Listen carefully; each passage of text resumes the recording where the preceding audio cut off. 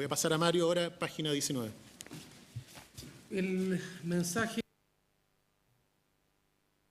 página anterior, tiene que ver con una conclusión. El mensaje decía, gracias, que nosotros hemos querido entregar la página anterior, tiene que ver con una conclusión que en alguna oportunidad, conversando con un senador de la Comisión de Hacienda, después de echarnos un par de garabatos, lo cual es verdad, nos dijo muy amistosamente, ¿y por qué no lo dijeron antes? Lo que pasa es lo siguiente. Evidentemente, cuando se piensa en el retail, se puede pensar en las grandes cadenas de retail, ¿no es cierto?, que manejan las grandes tiendas, los supermercados, los bancos y toda esta gama de oferta crediticia en la cual concentran básicamente 3 compañías el 80% del mercado. El problema es que nuestro llamado, el sentido que nosotros tenemos aquí es hacerles ver que en este mercado no solamente están esos grandes, pero si los cuidados del sacristán no son los indicados, los que estamos aquí hoy día, en el futuro no vamos a estar. Estamos nosotros y hay otros que son todavía más chicos que nosotros. En provincia hay una serie de casas regionales a lo largo de todo el país que también cumplen un rol y también atienden un determinado segmento de la población. Y hay una cuestión que es re interesante y que está, yo les llamo la atención, los invito a revisar ese acápite del informe de los profesores Luis Rivero y Mario Morales, 2 doctores en Economía de la Universidad de Chile, donde ellos hacen un análisis y dicen, señores, en este negocio del retail y de la venta al crédito, al C3D, no hay barreras de entrada. No existen, lo cual es verdad. Entonces, ¿por qué la banca, por qué las grandes empresas no han entrado? Es por una razón súper simple, porque la rentabilidad de este negocio, después de sacarse los ojos compitiendo, es de un 3,8%, porque el 70 y tantos % de la población chilena gana menos de 250.000 pesos. Entonces, es mucho mejor negocio trabajar con el otro 27%, a la cual entonces le vendo crédito hipotecario, le vendo los créditos automotrices y le vendo todo lo demás. Y si ustedes se meten a las páginas de los bancos, se van a encontrar con una cosa que es re interesante. El Banco del Estado de Chile ofrece créditos de consumo a 74 meses plazo. O sea, tráiganos su cartera, tráiganos todo lo que deba, y yo se lo anticipo, para que usted lo pague. Y después de 70 y tantos meses, yo me pregunto, ¿cuándo ese cliente se vuelve a mover del banco? ¿Cuándo tiene otra opción de escapar de ese acreedor? Aparentemente nunca. Nosotros trabajamos bajo un concepto que lo hemos explicado en distintas instancias, de un concepto de siembra. Por eso que damos crédito a personas con ingresos de 50.000 pesos, le damos crédito a los pensionados, cosa que evidentemente no hace ningún banco. ¿Y qué le damos? Le damos 30.000 pesos, le damos 50.000 pesos. Y según el comportamiento de pago, uno va construyendo una relación que te permite darle crédito al pensionado, al pequeño comerciante, etcétera. ¿Qué es lo que nos preocupa a nosotros? Nosotros no estamos hablando acá o llorando por menores rentabilidades.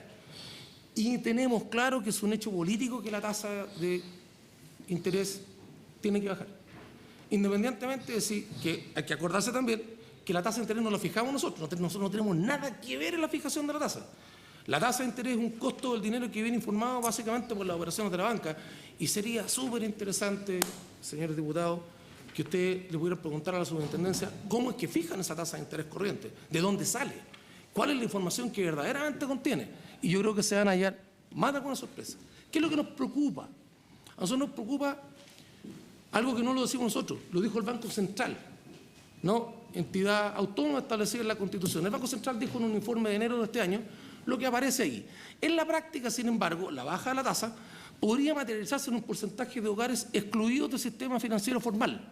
Estos eventuales efectos adversos se estima que son mayores en hogares que toman créditos en la banca retail y casas comerciales, principalmente hogares de menores ingresos. Y sugiere prudencia en la regulación, prudencia en la entrada en vigencia de esta norma, que dice, además permitiría evaluar de manera más continua y con mayor información el impacto de modificar la TMC, mitigando así los potenciales costos que podrían derivarse de una reducción excesiva, los cuales, en definitiva, podrían terminar perjudicando a los hogares que el proyecto busca beneficiar. Esos hogares que el proyecto busca beneficiar, pero que podrían terminar perjudicando, son precisamente el C3D, que constituye el núcleo esencial de la clientela nuestra. Esto es algo que no lo dice Corona, no lo digo yo, lo dijo el Mercurio el 2 de septiembre. Multitiendas han disminuido 240.000 sus clientes de tarjeta en 2012 por mayor exigencia. La sola expectativa, la existencia del SENAC financiero, las regulaciones que vienen, la pretensión de empujar a la empresa hacia el sello SENAC, los costos que ello involucra, han obligado a ir haciendo distintos análisis de cartera y hay deudores que antes atendíamos que estamos dejando de atender, porque el riesgo hace que la operación pudiera ser insostenible. Repito, este no es un dato mío, el Mercurio. ¿Y qué es lo que pasa? la gente, según yo he dicho muchas veces, no va a dejar de necesitar plata, por así decirlo, porque la ley lo diga.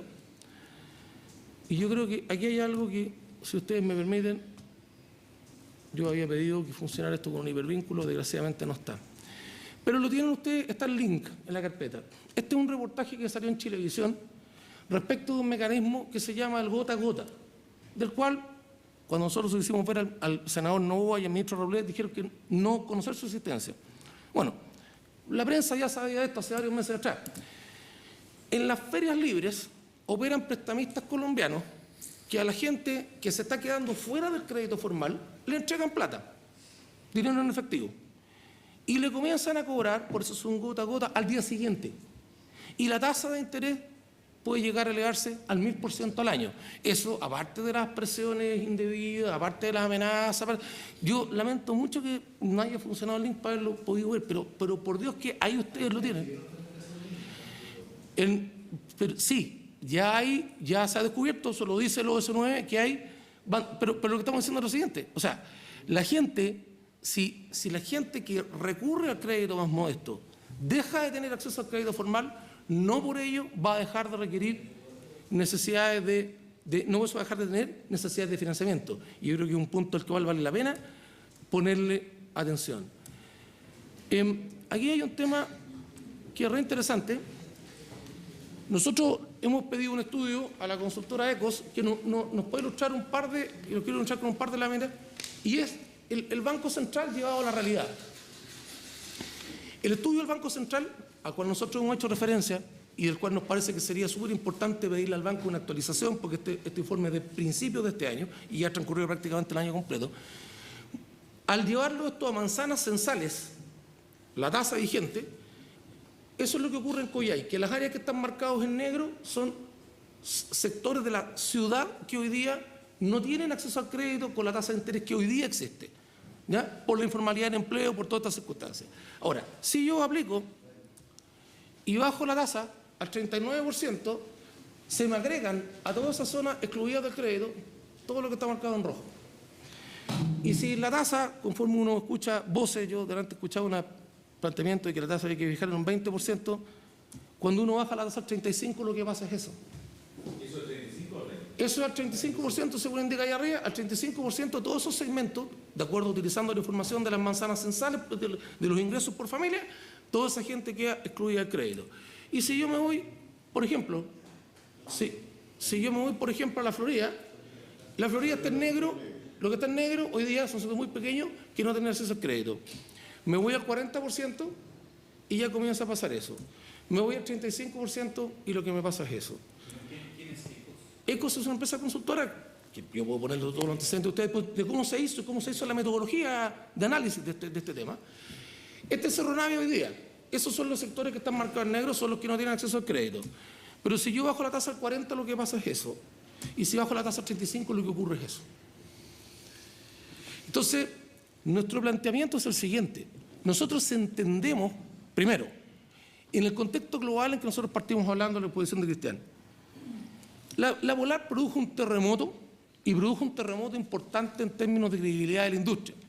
Nosotros creemos que 18 meses después ha quedado más o menos demostrado que lo que allí ocurrió es que hubo diversos actores específicos que vulneraron una serie de leyes, entre ellas penales, motivo por el cual hoy día hay procesos penales por infracción a distintas normativas. Y yo creo que toda la fiscalización que vino después de la superintendencia, de esta misma Cámara de Diputados, demostraron que en realidad eso no era un tema de la industria.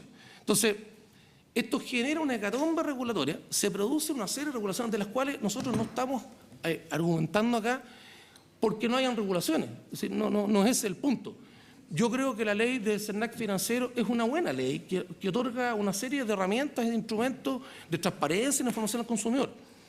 Nosotros, repito, hemos entendido, independientemente de que nosotros no fijamos la tasa de interés, ni siquiera participamos en nuestros créditos en cómo se determina la tasa, entendemos que hay un hecho político de que la tasa tiene que bajar. El problema es, ¿qué vamos a hacer con esta baja?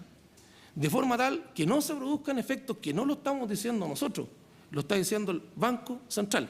Hace un año atrás nosotros advertimos que esto podía pasar.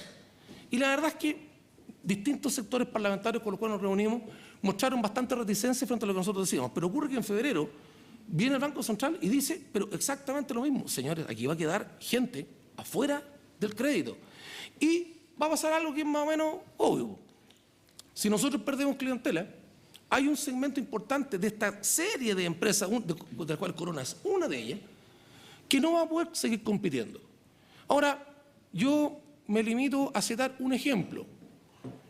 Johnson, que atendía el mismo segmento y que tenía un 4,5% del mercado, se complicó.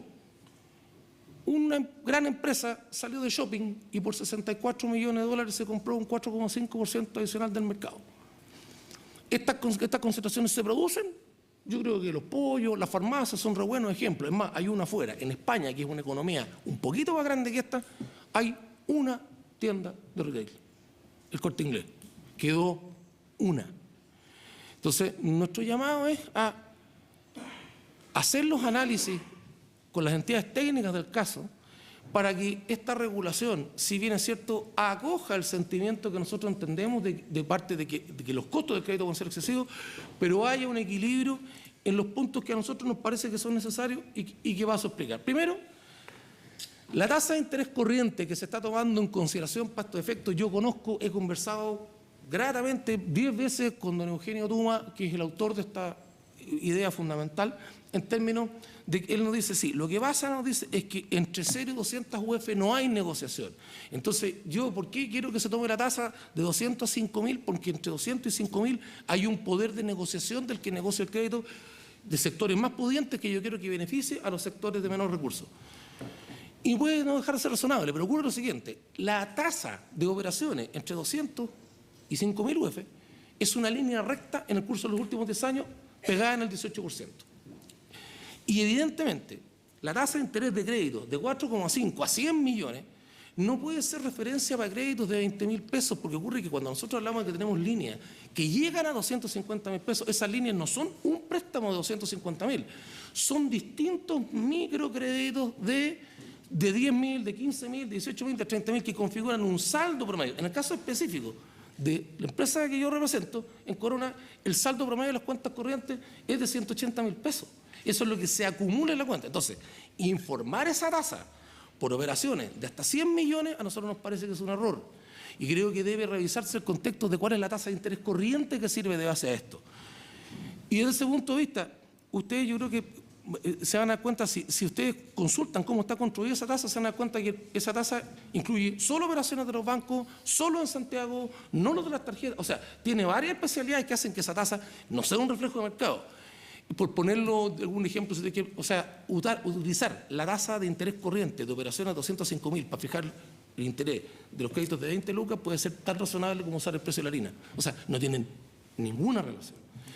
El término aditivo que contempla esta historia, en este instante, esta tasa 39 que terminamos por construir de una u otra manera, yo creo que ese término aditivo, y si ustedes no, por favor, no nos crean a nosotros, pero ahí están los estudios de Riveros, de Morales, está el estudio del Banco Central, creo que esto amerita darle una vuelta, podría dejar a miles de personas fuera del crédito y provocar más concentración económica de la que ya tenemos. Creo que la ley también requiere gradualidad, las empresas vamos a necesitar adecuarnos. O sea, todos estos cambios requieren de un proceso para poder adecuarse, ¿no es cierto?, para que los consumidores lo entiendan, para poder capacitar a los trabajadores, etcétera. Porque si no, ¿en qué se traduce?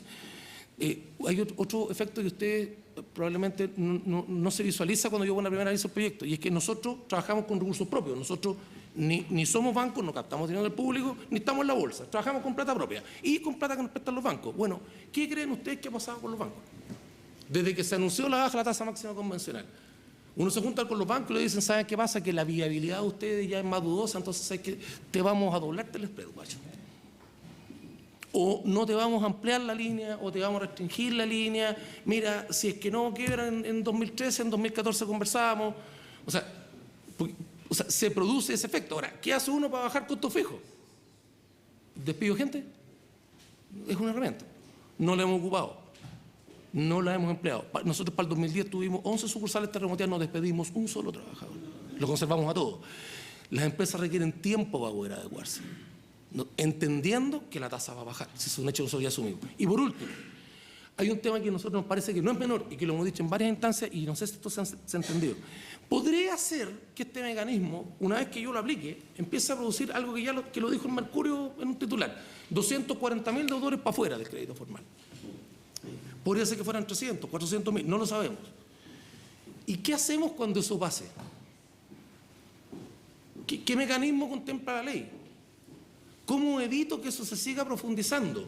¿O tengo que volver a debatir una ley para tratar de revertir un efecto que yo me estoy dando cuenta que me está provocando un problema, porque se está quedando gente afuera del crédito? ¿O se están concentrando las empresas? Razonablemente hablando, nosotros pensamos que este mecanismo, esta ley, debiera contemplar un mecanismo en el cual, en función de la cantidad de operaciones de crédito y de la cantidad de deudores que aparezcan en el sistema, tenga la posibilidad de, así como hay establecido una cierta gradualidad para que baje, que hay una cierta gradualidad para que se estacione o que hay una cierta gradualidad para que se devuelva. Y para eso, el Banco Central y o la Superintendencia de Banco son entidades que están establecidas en la ley y que perfectamente bien podrían cumplir esta función para que no fuera necesario modificar la ley cuando nos estemos dando cuenta de que la ley finalmente produjo efectos que nosotros no estábamos esperando. Muchas gracias. Bien, le agradecemos la presentación. El diputado Vallespín preguntó rentabilidad. Yo me imagino que esto... Perdón, le quito mi intervención. Yo quería, el diputado hoy hizo una precisión, dice,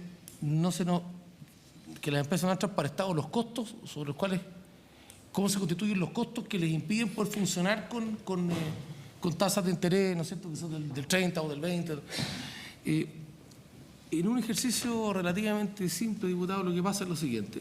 O sea, nosotros tenemos primero un costo de fondos, al cual hizo referencia también el diputado Chahir, es un tema que evidentemente ha estado dando vuelta en la mesa porque es un tema importante. Nuestro costo de fondos no tiene nada que ver con el costo de los bancos ni con el costo de fondos de las empresas que hacen oferta pública de valores. Esto es recursos propios y fondos de los bancos. Costo de fondos de los bancos. Hoy día, 10%, 11%. ¿Ya? Eso es más o menos actual. Sí, 10, 11%. Sin ningún problema y subiendo. Producto de toda esta misma inquietud que genera, yo lo mencioné antes, que esta inquietud que se produce en la banca respecto a cuán viable es el negocio, cuán rentable es el negocio futuro, eso va subiendo. ¿Ya? Eso por un lado. En segundo lugar, hay un costo que no es menor, que tiene que ver con tal vez el segundo costo más importante después de la mercadería, tiene que ver con la mora. Con la mora. Con las provisiones. Claro, las provisiones... en el promedio actual de la situación de hoy día pueden andar en un 17, en un 18, la mora en algunos casos, en algunas casas comerciales ha superado el 20%. Y frente a este tema hay una responsabilidad más o menos importante, diría yo, de la autoridad administrativa, en términos de que acá, entendiendo cabalmente todo lo que se dijo y ocurrió respecto al tema de la polar, y la molestia que esto generó, en fin, se ha instalado, yo diría que una suerte de antiética en el cual el acreedor es el sinvergüenza y el deudor es la víctima.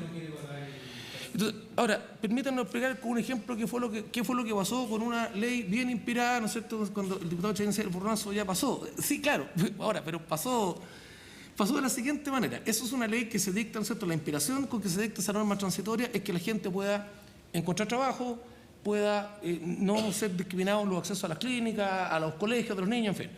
Pero ¿qué fue lo que ocurrió en la práctica? En la práctica lo que ocurrió fue que la gente que no tenía crédito en una casa comercial, después de borrado el DICOM, entonces fue a la casa comercial de frente a volver a endeudarse. Y eso se ha traducido en que 7 o 8 meses después, lentamente esa base se fue reconstituyendo, como ya ocurrió en una oportunidad anterior en que se hizo lo mismo. Entonces, hay efectivamente un deterioro del concepto de la importancia del pago. Y eso ha incidido directamente en el incremento de la mora, y eso ha incidido directamente en los costos, y eso ha incidido directamente en la rentabilidad, y eso ha incidido directamente en la exclusión de deudores de mayor riesgo del crédito. Entonces tenemos costo de fondos, tenemos la mora, tenemos un GAB, un gasto de administración y venta que no es menor. ¿Ya? Yo en alguna oportunidad discutía, el senador Tuma me retaba y decía, pues, si ustedes tienen un costo de administración superior al 10%, tienen que cerrar porque quiere decir que no tienen idea. Bueno, la experiencia indica que en la operación de este tipo de empresas... Yo no me voy a pronunciar, yo no me pronuncio sobre calidad, que quede en acta que el calificativo diputado fue el diputado Godoy. Yo creo tener una muy buena amistad con don Joaquín.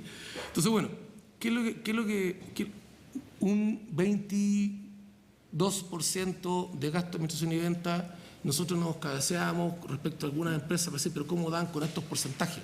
Bueno, después nos enteramos de que los porcentajes no eran así. Entonces, el GIA de esta historia puede ser tranquilamente cerca de un 25% y tal vez un poquito más. Entonces, en definitiva, ¿cuál es el margen? El margen es muy pequeño y se apalanca y pasa lo que hacía referencia Cristian y que usted mencionaba. Bueno, está re fácil, suban los precios. ¿Ah? Subamos el precio contable y se arregla el problema. Sí, no. Porque resulta que si nosotros subimos los precios de un televisor Sony de 42 pulgadas, que la competencia, sobre todo los más lo tienen 139.990, no tenemos la menor posibilidad de venderlo en un centavo más que en eso, porque si no, no lo vamos a vender. Entonces, esto no se soluciona solo subiendo los precios, no solamente una medida. Entonces, ¿qué le ocurre? Evidentemente, piensa uno, aquí va a haber, en algunos aspectos, y donde uno puede ser competitivo, algún grado de alza de precios. Pero por otro lado, los costos están constituidos de esa manera. En el estudio de Rivero Morales tiene esa virtud. Nosotros les proveímos la información, ellos nos interesaban el tema, nos piden información, nosotros la proveímos. Y desde luego, no en forma pública, porque en el caso nuestro nosotros no hacemos oferta pública de valores. Pero si a usted o a cualquiera de los otros miembros de esta comisión les interesa, no tenemos ningún inconveniente en venir, sentarnos con ustedes y mostrarles el balance. O sea, para que ustedes puedan tener clara certeza de que lo que nosotros estamos diciendo es así. ¿Ya? ¿Perdón? Banco. Recursos propios. Perdón, quería yo repetir esos dos puntos que entiendo que eran parte fundamental de su preocupación. Perdón, aquí están. Quiero contestar brevemente. Hay un par de cosas que quedaron pendientes. Hay 2 o 3 diputados que preguntaron por el tema del descuento por planilla. Yo voy a dar una opinión muy personal, que no es mi opinión, no puedo dar la opinión de Corona, ni mucho menos la de RT, porque seguramente hay mucha gente que a la salida de aquí podría querer pegarme. Yo creo que me parece altamente inconveniente. No, me parece altamente inconveniente hacer el descuento por planilla. Porque ocurre lo siguiente. El descuento por planilla y una tasa diferenciada individualmente, aunque nosotros pudiéramos beneficiar eso, y explico lo siguiente. O sea, acá hay una lucha histórica que toma un siglo para que los trabajadores puedan cobrar su sueldo en dinero. Si nosotros podemos, si los distintos entes, agentes colocadores de crédito pueden intervenir las remuneraciones, nosotros podemos saber cuándo va a empezar, nunca cómo va a terminar. Desde ese punto de vista, a mí me parece que sería claramente tentatorio contra la libertad individual el hecho de que una persona... Porque ¿qué ocurre? Que es de perogrullo. Si yo soy banco, cuando yo soy banco y me pido un crédito de consumo, dentro de los papeles que me van a poner por delante voy a tener que firmar el descuento por planilla. Y voy a perder la libertad de decir a veces, yo de repente esta cuestión a lo mejor no la puedo pagar o no la puedo... Y eso no va a pasar, no le va a pasar al C3D, eso va a pasar a la escala completa social. O sea, esa es... Repito, no tengo idea si es una opinión de la industria, probablemente hay algunos cuantos que dicen, oye, con esto bajamos el amor y van a querer pegar afuera, pero yo estoy contestando lo que yo de verdad creo. Ya creo que como principio, me parece a mí, yo no sería parte...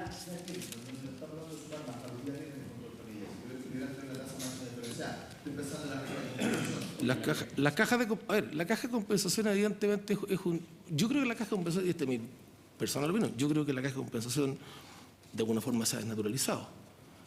¿Ya? Lo que el crédito, hoy día cualquier cosa es crédito social. Entonces, y están en unas condiciones en las cuales, bueno, evidentemente, ¿no es cierto? Hay una situación ahí que es completamente diferente, ¿no?